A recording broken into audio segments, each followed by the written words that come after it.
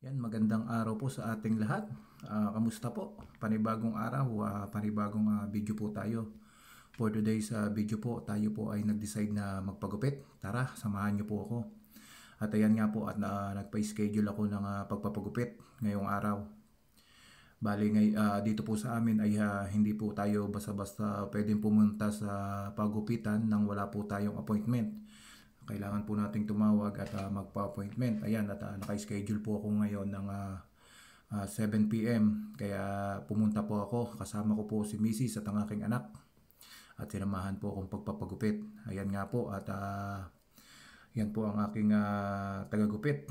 Ayan, at inuumpisahan na po. At talaga ng mga napahaba yata ang pagpapahaba ko ng buhok. Kaya lang naman tayo nagpahaba gawa ng malaking tulong kapag winter. Talagang para makover yung ating anit at yung ating mga tenga. Kasi kapag maiksi ang ating buhok, talagang ramdam natin yung ramdam ko yung lamig sa aking muka. Kaya malaking tulong. Ngayon ay mag-i-spring na, kaya I decided na magpagupit na. At medyo mainit na rin at pangit na rin tingnan at nagmumukha na tayong babae. Ayan, at medyo almost 30 minutes din yata akong ginupitan. Ganun po katagal dahil ang pagpapagupit po dito ay hindi kagaya sa atin na talagang parang nangyari sa gupit ko ay parang gupit ng babae, talagang kiniklip pa isa-isa, hindi siya ginugupitan ng diretso. Kumbaga talaga nakaklip pa dahan-dahan. Yan po ang aking hairstylist. Yan, samahan nyo po ako at panoorin nyo lamang po ang paggugupit sa akin.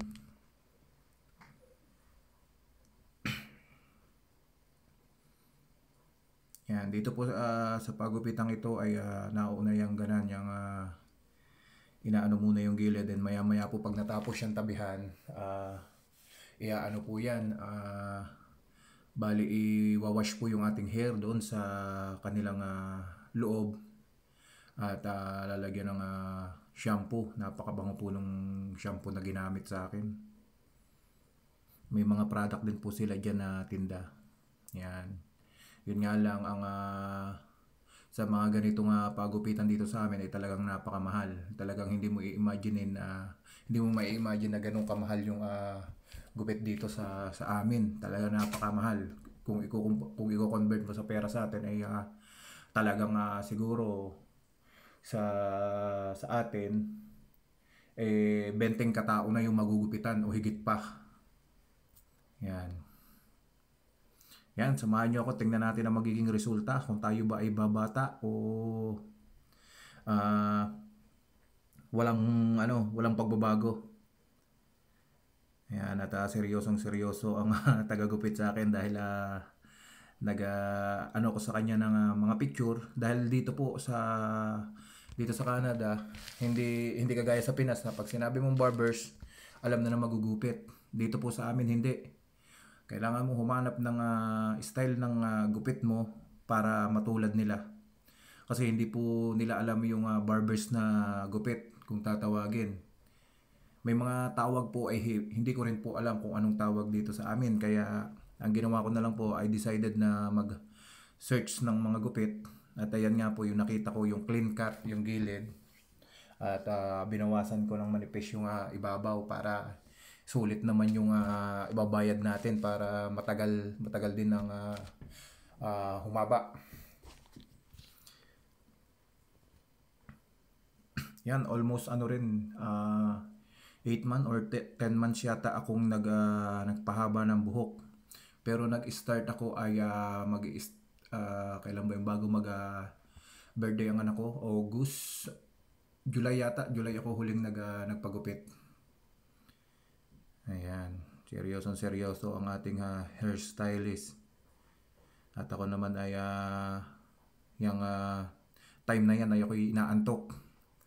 Dahil hindi kagaya sa atin na mabilis ang paggugupit, ay sa dito napakatagal, nakakainip.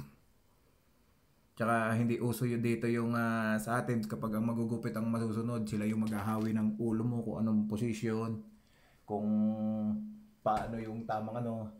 Dito po ako na yung ako na yung sumusunod kung halimbawang dito po sa gilid talaga ginigilid ko para hindi mahirapan yung magugupit. Yan, kita nyo naman po, nakapin pa yung ulo ko, yung buhok ko sa taas. Talagang inuutay-utay. At talagang ang ginagamit talaga dito ng mga magugupit ay talagang mga mamahaling klase ng yan, razor lang po yung gamit sa akin, hindi pa po nagamit ng gunting. Eh sa atin po yan, gunting na agad yan. Babawasan na po agad yan. Ayan.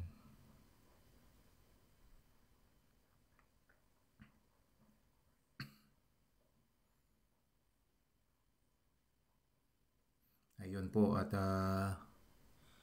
ano ba to, napaliguan na yata ako dito or hindi pa? Hindi pa po pala. Ginamitan lang ako dyan ng spray water. Ayun, at kukuha po ulit ng buhok sa itaas. Ayan, naano na po pala ako diyan na napaliguan na nahugasan na yung buhok. Ayan, at basa na. Ayan po, at gumagamit siya ng trimmer po ata yung una niyang ginamit or gunting po ata. Yan. Ganyan po ang paggugupit dito. Napakatagal.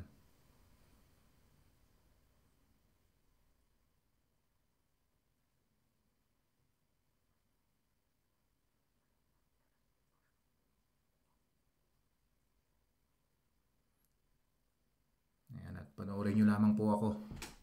Medyo mahaba po itong ating video ngayon. Kaya samahan nyo lang ako hanggang sa dulo. Tingnan natin kung anong magiging hitsura natin. Yan, talagang spot na spot po nung magugupit yung kung may mahaba o maiksi. Parang ayaw na ayaw magkakamali. Ayan, kita nyo naman po. Sa atin sa Pinas, kapag lalaki ang gugupitan, talagang mostly sa mga pagupitan ng lalaki pumupunta. Dito po hindi. Halos karamihan po ng magugupit dito babae. Meron din naman pong lalaki. Yun nga lang po, yung pagupitang pinuntahan kong ito ay talagang dito rin po nagpapagupit si Bisis. Kaya dito na rin ako nagpagupit. At saka medyo ayos po sila magupit kumpara dun sa iba. Yan. Siguro sa 10 taon ko dito, ilang beses pa lang ako nagpagupit. Siguro mga isa, dalawa, tatlo. Wala pa pong 5 beses pa lang po yata sa 10 taon ko dito ako nagpagupit. Dahil nga po sa mahal ng pagpapagupit, ang ginawa ko po, ako na po ang bumili ng gamit. May sarili po akong razor, trimmer, mga suklay. Kompleto po ako ng gamit sa paggugupit. Ako na po ang nagugupit talaga. Dahil sayang nga po yung ibabayad mo sa mahal. Kaya ako nagugupit. At that time po, medyo napahaba yung pagpapahaba natin ng buhok. Mahihirapan po ako lalo na sa likod. Hindi ko po siya makokontrol. Hindi ko makokontrol yung paggugupit ko. Kaya nag-decide na lang ako na magpagupit sa pagupitan dahil ayoko rin naman na mahirap kasi pag nagkamali ka ng gupit ay hindi mo mahabol. Yun ang mahirap. Ang kakalabasan natin dyan, semi-kalbo. Pag ganito pong maiksi na yung buhok mo, madali lang po siyang sundan. Kahit ako na po yung magupit, kaya ko na dahil may pattern na po siya Papanipisin mo lang siya. Babawasan mo yung konting taas, i-maintain mo lang siya pag ganun. At that time talaga ay mahirap dahil sobrang haba.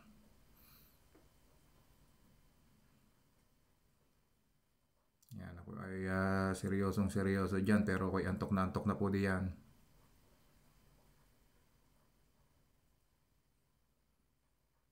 Yan, samahan nyo lang po ako at panoorin nyo lamang po.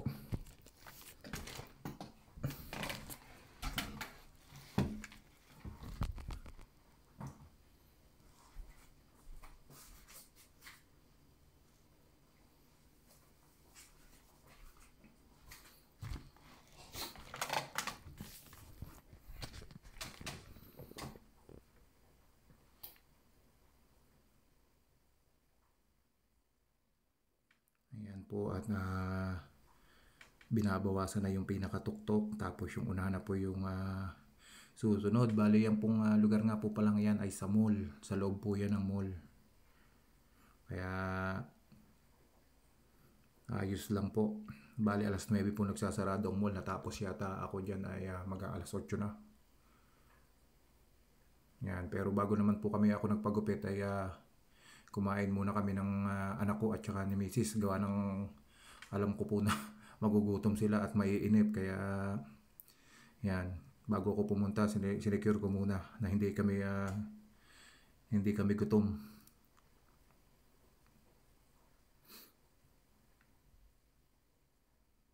Yan, medyo matagal-tagal na ulit tayo bago tayo magpagupit. Dahil pag humaba ako na yung magugupit.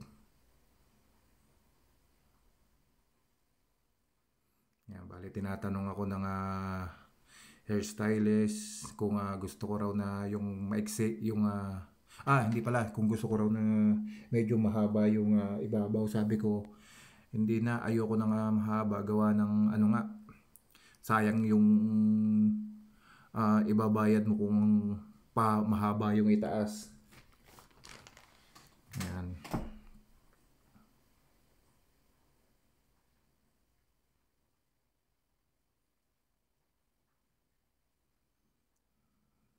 Napakarami pong buhok ang nakuha sa akin dyan. Dapat pala inuwi ko dahil mahal ang gupit. Ako na lang po, at that time po ako na lang yung ginugupitan. Dahil ako lang, yun lang po kasi yung time na available. Ang plan ko po talaga sana ay mga alas 5 or 5:30. Sakto yun na dadating ako doon ng ganong oras. Ang problema nga po, walang slot. Kaya kinuha ko na yung 7.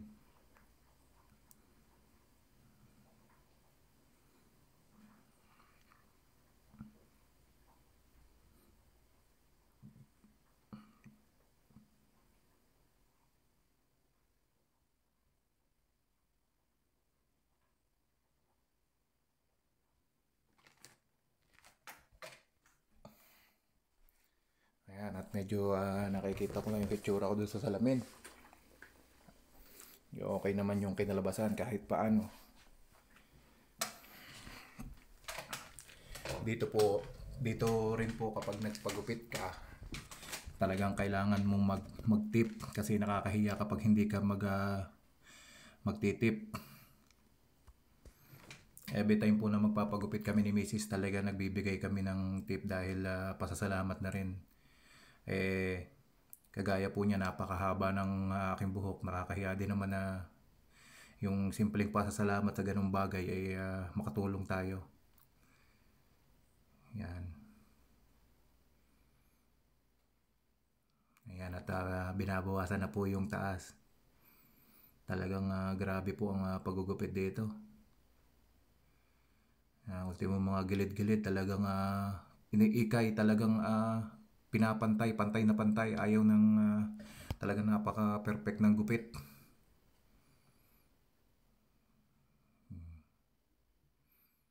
Yan, inaano na po yung mga tabi-tabi para wala siyang tawag dito, wala siyang line.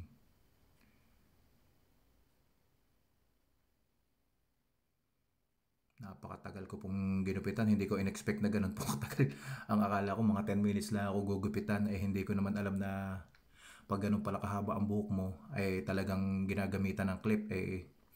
Kaya natagalan. Ayun, kitang-kita nyo po ang aking tawag dito, transformation. Yan, kita. Talaga ng mga ika ko ay kung sa Batangas ay bumata ng 2 paligaw. Ayan, malapit na po yung matapos. Yan, talaga ikay na ikay po talaga.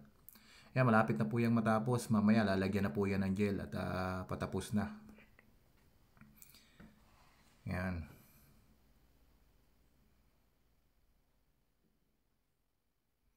Talagang ikay na ikay ng ating tagagupit.